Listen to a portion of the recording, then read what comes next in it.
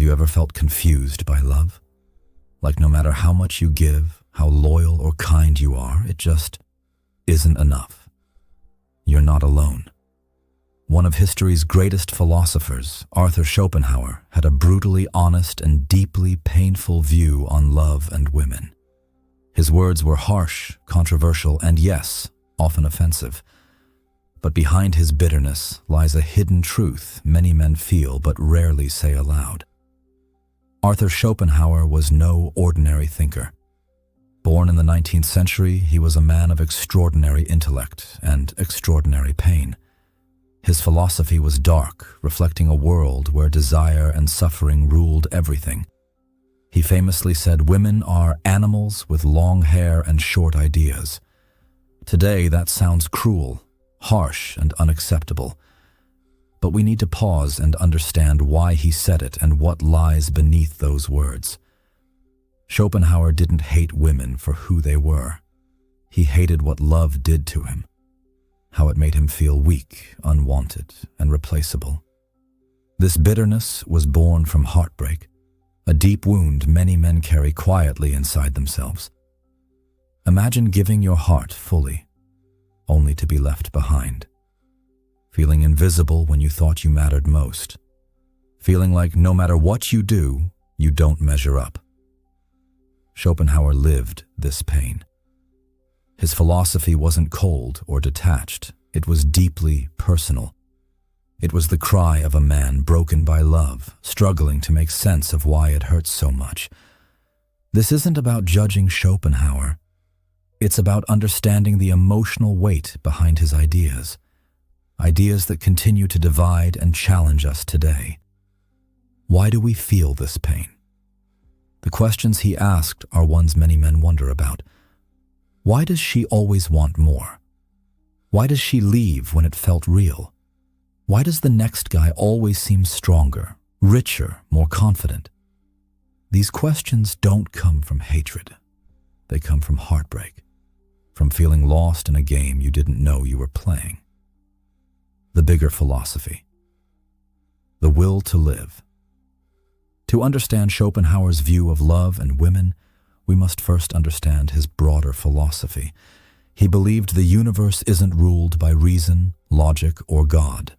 Instead, it's driven by a blind, relentless force he called the will to live. This will is the core of everything alive, from the smallest plant to human beings. It's an insatiable hunger to survive, to grow, to reproduce. And this will never rest. It's always wanting more, always pushing forward. But desire, according to Schopenhauer, is pain.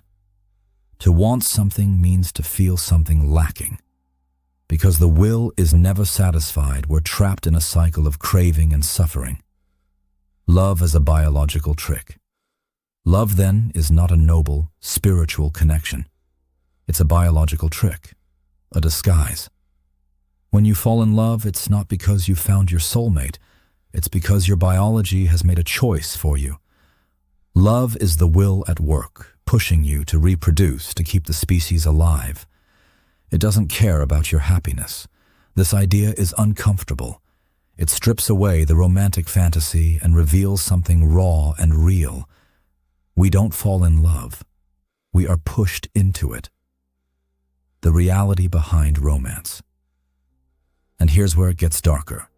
Schopenhauer believed women don't choose men based on kindness or emotions alone. At a deeper level, their instinct is calculating, even if unconsciously. Their biology silently asks, can this man protect me? Can he provide? Does he have the strength and confidence my children will need? This ancient instinct still exists today, even in a world of comfort, equality, and independence. It is called hypergamy. In the next part, we'll dive deeper into what hypergamy really means, why it still hurts men today, and how this ancient instinct shapes relationships in ways most men never talk about. But for now, pause and reflect. The pain you feel when love hurts isn't a sign of failure. It's a natural response to a complex, ancient force at work inside us all. If this resonates with you, hit like, share your thoughts in the comments, and subscribe for the next part where we unpack hypergamy and its powerful impact on modern love. In the last few minutes, we talked about Schopenhauer's painful views on love and how they reflect a deeper, raw truth about desire and heartbreak. Now, it's time to unpack one of the most misunderstood and powerful concepts behind this pain: hypergamy. What is hypergamy? And why does it still silently hurt men today, even if it's rarely discussed openly? What is hypergamy? Simply put, hypergamy is the instinct women have to be attracted to men who are equal or higher than them in status, power, or resources. Now, before you jump to conclusions, this isn't some shallow or evil idea. It's an ancient survival mechanism, deeply wired into human biology. Long before cities, social media, or dating apps existed, a woman's survival and the survival of her children depended on choosing the right man, the one who could protect her, provide for her, and keep her safe. If she chose poorly, it wasn't just heartbreak that awaited her. It was danger, sometimes even death. Nature gave women a kind of internal radar, an instinctive sense for who was strong, capable, and able to lead. How hypergamy works today. That radar might not be scanning for hunters with spears anymore, but it's still very much active. It now looks for men who have direction, ambition, and purpose, men who know who they are and where they're going. And here's the difficult truth. Sometimes, no matter how loyal, kind, or supportive you are, you might still lose out. Because hypergamy isn't about being nice. It's about survival programming. Sometimes she'll choose someone with more confidence, more social value, or simply a stronger presence in the world. The hidden pain men carry. This is where many men feel a quiet wound, the pain of being left behind or replaced. Imagine giving everything, your time, loyalty, love, and still seeing her walk away. It's not because you're bad. It's because the biology she can't control is driving her choice. This feels like rejection on a deep level. It feels like a competition you never knew you were in. And you lost. That kind of pain isn't just sadness. It's a fracture in your identity. You might feel invisible, thrown away like an old model no longer wanted. Why society keeps men silent. And yet society doesn't acknowledge this pain. Men are told to just be nice, just be yourself, or love will find you. But what if those things aren't enough? What if she's not choosing you, not because you lack goodness, but because her instincts are silently pulling her elsewhere? Schopenhauer didn't just theorize about this. He lived it. His own relationships were marked by loneliness and rejection. His philosophy is the echo of a man who gave his heart and was left behind. Why talking about hypergamy matters. Talking about hypergamy isn't about blaming women or calling them cold. It's about understanding the forces behind attraction and heartbreak.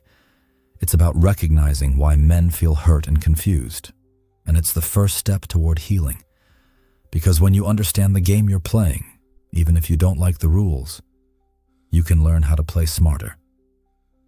Next, we'll explore what happens when men keep this pain bottled up, how silence turns wounds into poison and resentment, and why healing starts with facing your truth. So now we understand hypergamy, the deep, ancient instinct driving some of the hardest realities of love and attraction. But what happens when men carry this pain inside, silently, without a way to express it? What happens when heartbreak is hidden, ignored, or denied? Today, we dive into the silent wound many men carry, and why ignoring it can poison your mind and soul. The hidden pain. Few talk about. Imagine this. You gave everything. Your loyalty, your kindness, your time, your heart. You believed love was a two-way street, that your efforts would be seen and appreciated. But in the end, she leaves. Or maybe she stays, but makes you feel invisible, like you don't really matter. That kind of heartbreak doesn't always explode in tears or loud arguments. Sometimes it settles quietly, deep inside your chest, where it turns cold and heavy. Many men never speak about this kind of pain. They hide it, laugh it off, or push it down because society teaches them to man up, to be strong, to move on. But pain ignored doesn't disappear. It changes shape. It twists and festers into bitterness and frustration. From pain to bitterness and anger. When men can't talk about their hurt, that sadness often becomes anger. Anger without a clear target. This anger seeks a home. And where does it often end up? Online, in comment sections, in social media groups filled with bitterness. You might have seen them. Groups or forums that say things like, all women are the same, nice guys always finish last, or love is a scam. At first, joining these spaces can feel like relief.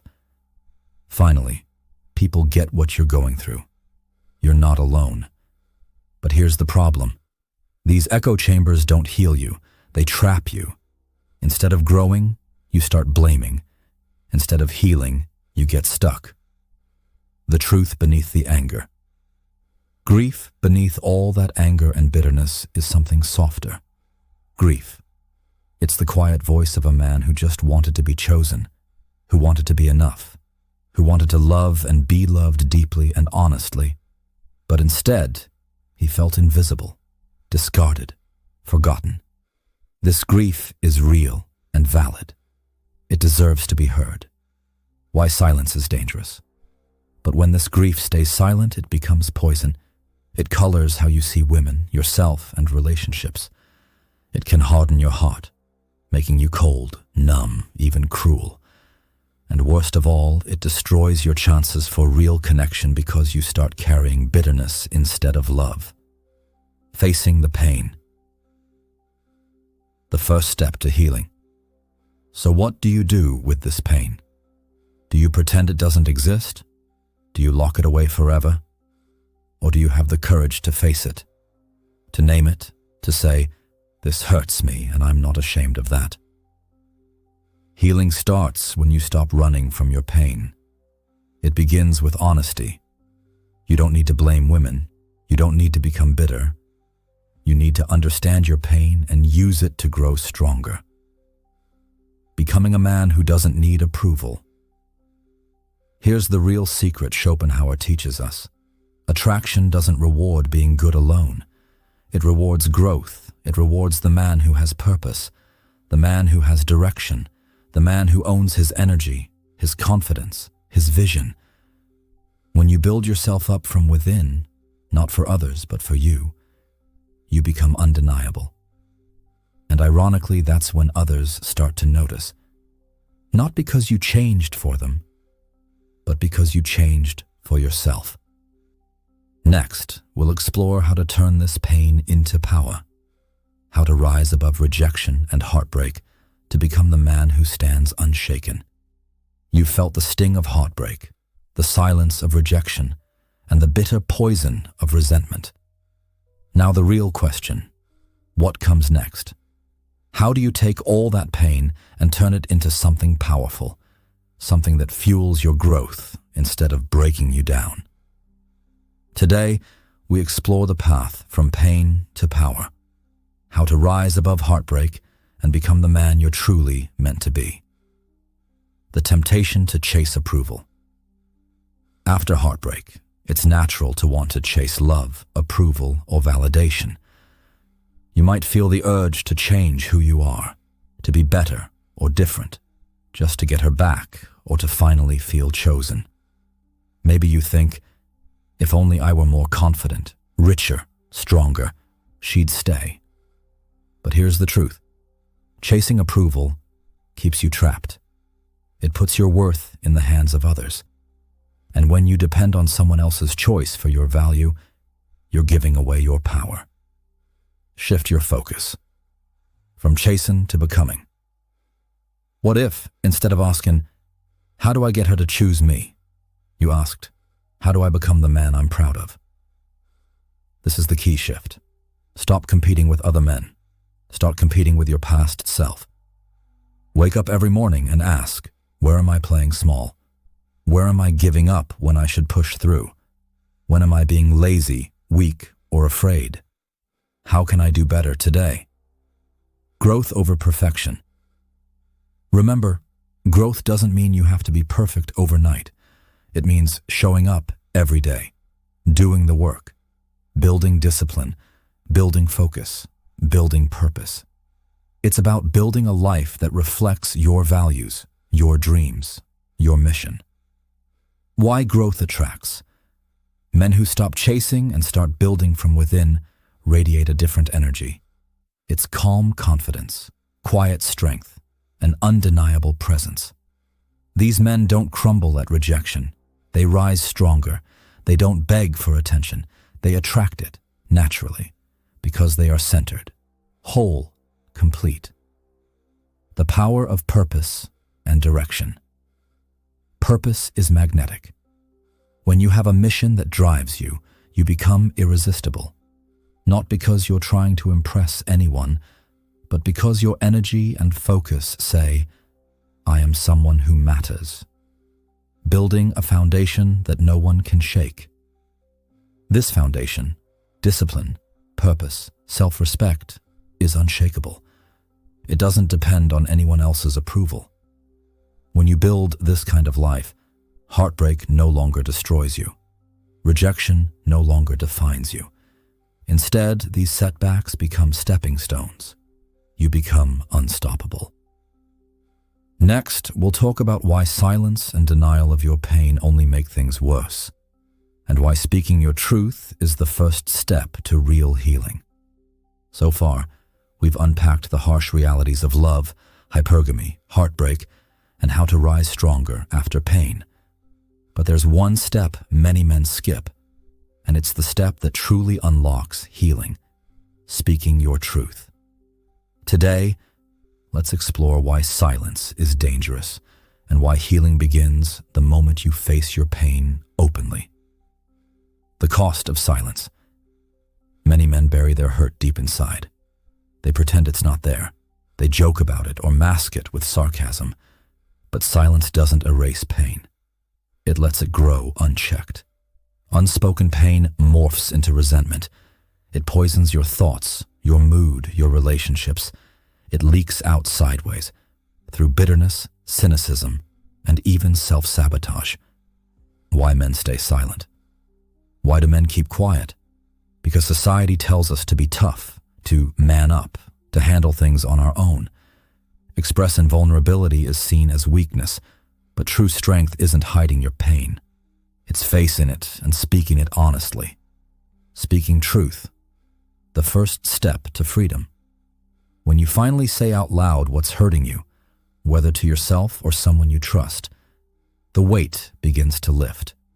You acknowledge your grief. You stop pretending. You stop giving pain power over you. Healing is a process. Healing isn't instant.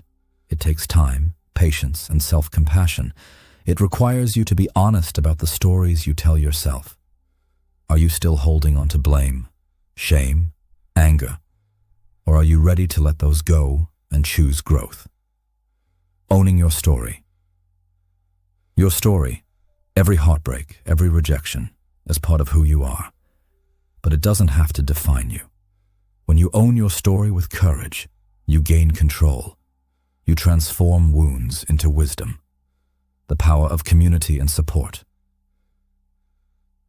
You don't have to do this alone. Finding a trusted friend, mentor, or community to share your truth can accelerate healing. It reminds you that you're not broken or weak. You're human, and humans heal. Moving forward. Growth over approval. Healing is also about shifting focus away from needing approval from others. It's about building your worth inside, independent of anyone else's choices. Because when you do, you become whole, attractive, undeniable. In the final part, we'll tie everything together. how to keep growing, embracing purpose, and stepping into a life where you choose your worth and no heartbreak can take it away. This is it, the final part of our journey together. We've faced harsh truths about love, understood ancient instincts like hypergamy, confronted heartbreak, learned to speak our pain, and embraced growth. Now, it's time to step fully into your power and choose yourself. No longer waiting to be chosen, but choosing your own path with unshakable confidence. You are already enough. First, hear this clearly. You are already enough. Your value does not depend on who stays or leaves.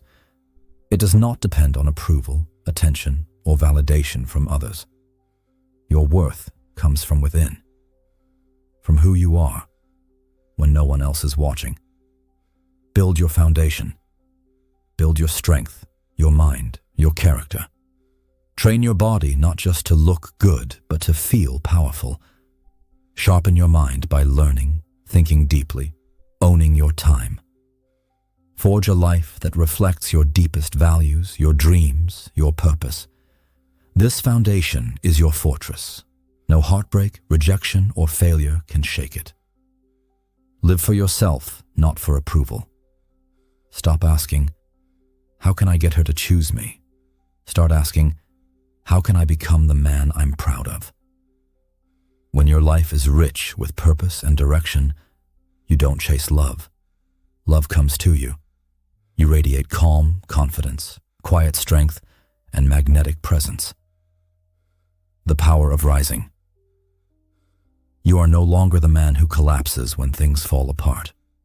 You are the man who stands back up stronger than before. You are no longer the man who hides his pain. You are the man who turns pain into purpose. You are the man who leads, grows, and rises, no matter what life throws at you. Let go with peace. When someone leaves, let them go, not with hate or desperation, but with peace. Because you understand something few men do. Your value is not tied to anyone else's choices. It comes from what you build with your life. Final charge. So here's what I leave you with. Don't beg, don't chase, don't shrink. Grow, lead, rise. Because once you know who you are, no rejection, no heartbreak, no failure can make you feel less than. You are already whole. You are already enough. You are unstoppable. If this series helped you, please like, share, and subscribe to join a community committed to growth, purpose, and truth. Comment below. What's one thing you're committing to change today? This is the beginning of your new path, and I'm honored to be part of it.